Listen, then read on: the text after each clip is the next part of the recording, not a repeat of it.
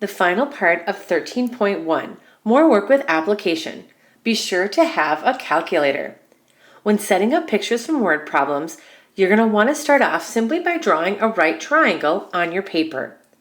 Read the word problem more than once if necessary and label the sides and angles that you know. Then you'll want to apply that SOHCAHTOA definition to help find what is being asked in the problem. Now over here on that left-hand side, you're going to see these pictures these words pretty frequently. Whoa, sorry, I did get crazy on you there. Angle of elevation and depression. Anytime you have an angle of elevation, you're going to point up towards the top of the triangle. That means it's elevating from being flat on the ground. Anytime you have an angle of depression, that means you're depressing your angle, so you're starting from the top and counting down on the picture. Now, oftentimes the angle of depression doesn't end up being inside the triangle. But the unique thing about these two angles is angles 1 and 2 are equal to each other. They're called alternate interior angles from the line of sight from either the pilot or the air traffic controller down below or whatever's in your particular problem. We'll try a couple of problems with those two types of angles and then we'll look at some other just random questions. A plane takes off at an angle of elevation of 22 degrees and travels for 110,000 feet before it levels out and reaches cruising altitude. Find the airplane's height at that time. The first thing you want to do is just create a right triangle. So I'm just going to start over here on the left and I'm going to draw my hypotenuse up and then make my right angle over on that right hand side. Doesn't matter which direction you write it. Now the plane is going to start on the left and it says at an angle of elevation. So that means from the ground up towards the path of the plane, that's 22 degrees. Now it says the plane travels for 110,000 feet before it reaches cruising altitude. So our plane is up here somewhere, like so. It says find the height of the airplane at that time. So the height would be that perpendicular distance to the ground. That's also called altitude, and we'll see altitude in another problem. So this is the side length that we are looking for, okay? We know angle 22, so let's think SOHCAHTOA. X is the opposite side, and that 110,000 is the hypotenuse. So looking up above and thinking SOHCAHTOA, sine would be the connection from the angle to the two sides. We start off with sine theta, which would be sine 22, equals opposite, which is the length we're looking for, divided by hypotenuse, which is 110,000. To get x by itself, we're just going to move that 110,000 over to the other side using multiplication. And once you get your variable by itself, go ahead and type in 110,000 times sine 22 all at once. Remembering your rounding rule from the first part of the second video, actually, rounding to the nearest tenth. 110,000 times sine 22, you should get a height of 41,206.7 feet.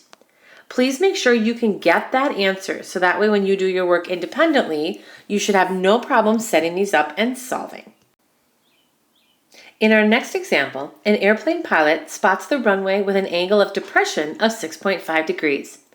If the altitude of the plane is 34,325 feet, what is the distance between the runway and the point on the ground directly below the plane to the nearest tenth? So again, we're going to create our right triangle. This time, I'm going to put my right angle on the left-hand side like we did on most of our other problems yesterday, or from the first part of the video, to show that the plane is actually here, like so. Now the pilot is going to spot the runway with an angle of depression. So what that means is if the pilot was actually looking straight out and then looks down to maybe see the runway over here where they want to land, that 6.5 is actually up here in the corner. It's not inside the triangle, so that's interesting. The other thing to note is the altitude of the plane is 34,325 feet. Altitude is the same as the height. And anytime we're talking about altitude, it's that height that's directly above the ground. So that's going to be that 34,325. I need to write that on the side over here. Wow, my pen is just not working very well today. Sorry. So we're going to do 34,325 right there. If I can get that to fit. Okay. And then it says, what is the distance between the runway and the point on the ground directly below the plane? So if the runway is here and the point directly below the ground is here, we're looking for this side length. So here's what we know about that 6.5. Remember, that's called the angle of depression, but if you remember from up above, that's equal to the angle of elevation, and that's the angle that points up to the top. They're both a value of 6.5 degrees. Now if we think about SOHCAHTOA, from that angle inside the triangle, the 34,325 is opposite, and x is the adjacent side. Opposite and adjacent, we would want to apply the tangent ratio, which would mean tangent of our angle, which is a tiny 6.5, equals, now watch what happens here, everybody. The opposite side is 34,325. And the adjacent side is x, so x is in the denominator.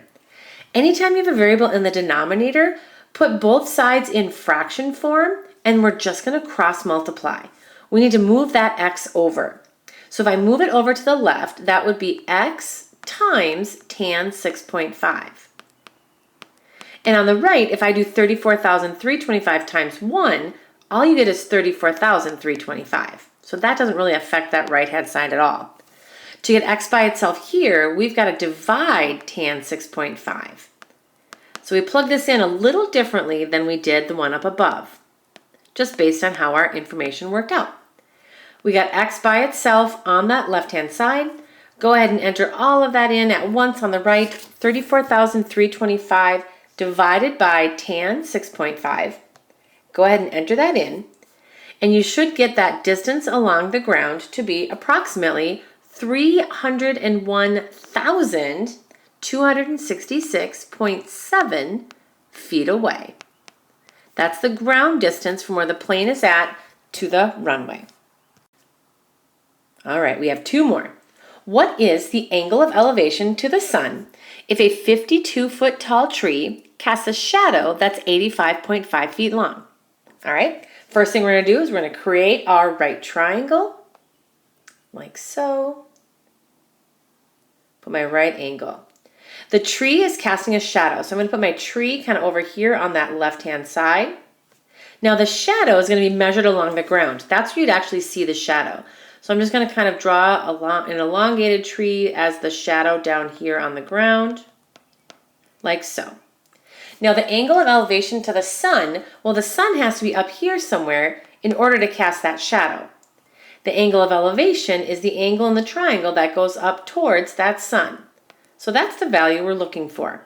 What else do we know? We know that the height of the tree is 52. Whoops, I don't know what just happened there. There we go. And we know the shadow is 85.5 feet, like so. If we're trying to find that angle measure, notice that the two side lengths we have given. The 52 is the opposite side length, and the 85.5 is the adjacent side length. Opposite and adjacent, we'll use tangent again. But this time we don't know our angle. I'm just going to write tan theta in its place. Equals opposite over adjacent, which would be 52 over 85.5. I keep putting the decimal in the wrong spot. Not sure why I'm doing that. 85.5. There we go. Now remember, from the first video, to get theta by itself, we're actually going to take the inverse for tangent of that fraction. So we have to type it in with that tan negative 1. 52 divided by 85.5. To the nearest tenth, if you enter all of that in at once, the angle of elevation for this shadow to exist is approximately 31.3, and our label is just that degree symbol, just that little degree symbol. That doesn't want to exist. All right, there we go. All right, one more, everybody. Our final example. A surveyor stands 115 feet from the base of the Washington Monument. The surveyor measures the angle of elevation to the top of the monument to be 78.3 degrees. How tall to the nearest tenth is the monument? So notice the picture is already drawn for you, and we're trying to solve for that variable y. Why not? Get it? Okay. Based on the angle of elevation, 78.3 degrees, the height of the Washington Monument is the length of the opposite side. The surveyor's distance from the monument is the adjacent length. So once again, we end up with tangent. It doesn't always happen, but in this case, we have 3 tangents in a row. We'll take tangent of our given angle, which is 78.3 degrees. Set it equal to the length of the opposite side, which is the height, divided by the adjacent side, which is that 115 feet. Notice y is in the numerator, so to get it by itself, we'll just multiply each side and move that 115 over. Now that y is isolated, we can enter that all in at once. What is the approximate height of the Washington Monument based on this information? 555.3 feet. And that's it, everybody. There's lesson 13.1.